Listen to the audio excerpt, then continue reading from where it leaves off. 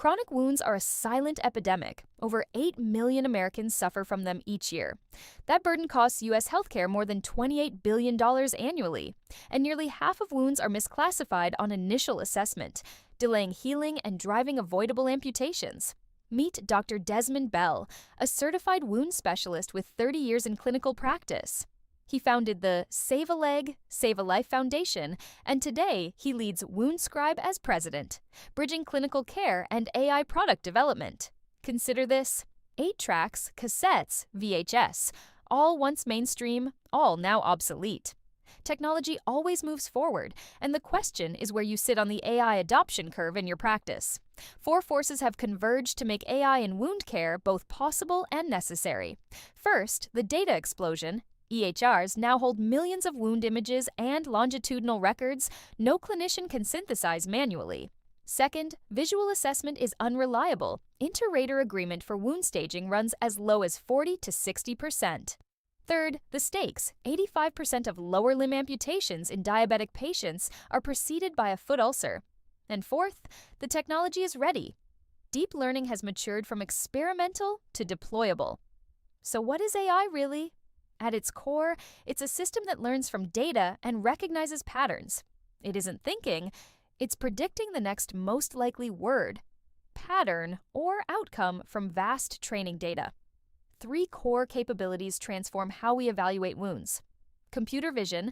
Convolutional neural networks measure area, perimeter, and depth from a photograph with sub-millimeter precision. Tissue classification. AI distinguishes necrotic, granulation, and epithelializing tissue with over 90% accuracy. And multimodal fusion, integrating the image with HbA1c, albumin, ankle brachial index, and comorbidities into a complete healing risk profile. This is point-end capture, automated wound border detection from a standard smartphone.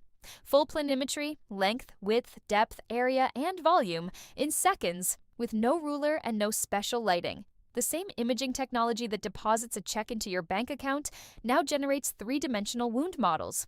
The central promise of AI in wound care is the shift from reactive to proactive. Instead of treating the wound you see today, we predict the risk before deterioration occurs. Healing trajectory models forecast whether a wound will hit the 40% area reduction threshold at week 4, the validated surrogate for closure. Deterioration risk flags, biofilm formation, or deep infection before clinical signs are visible. Amputation scoring stratifies patients for urgent vascular referral, and readmission models target proactive follow-up. Here's what that looks like in action. An AI-generated healing trajectory report. Surface area, depth, and volume tracked over time with a stalled trajectory flagged and the likely barriers identified. Actionable recommendations. Antibiotic adequacy, glucose control, perfusion workup, generated from structured clinical data, running today. These aren't future technologies. They're deployable today.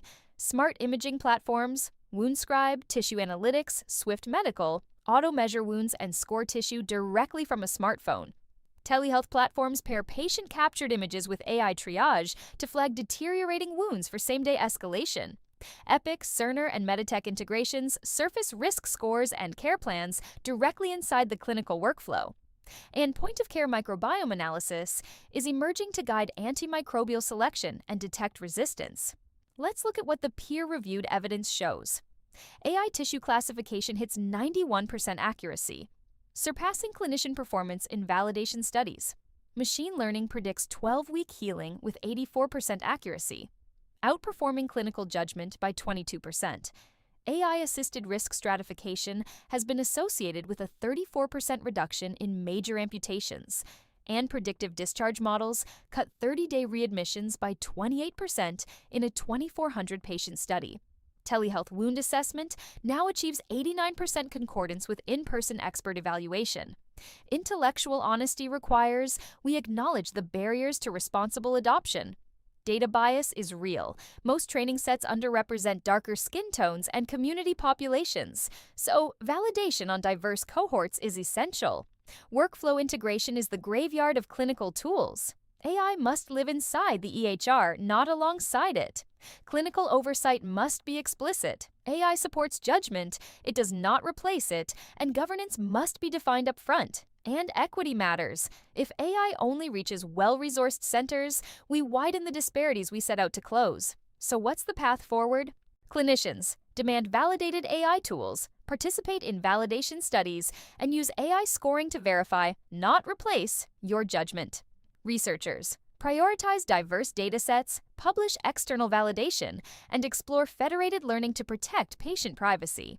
Institutions pilot in your highest volume centers, establish governance early, and track healing rates, amputations, and readmissions. A closing thought: have you ever wished you could get time back?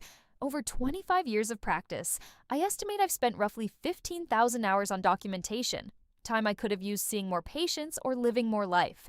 That's time I will never get back, and it's the strongest argument I know for letting AI take documentation off our shoulders. So leave with 3 things. First, AI is not the future. Validated tools for imaging, classification, and risk scoring are deployable today. Second, prediction saves legs and lives.